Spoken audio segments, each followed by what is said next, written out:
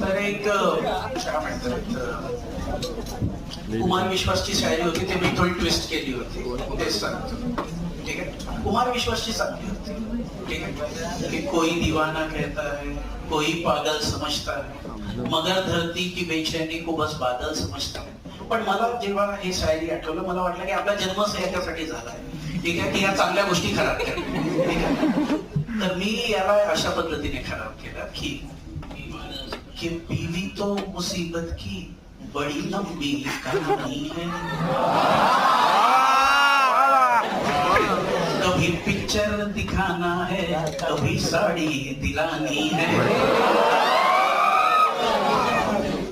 कि बच्चे मुझसे ये पूछे कहाँ है पार्टी के पैसे, उन्हें बतलाऊं मैं कैसे, मुझे बीवी पटानी है.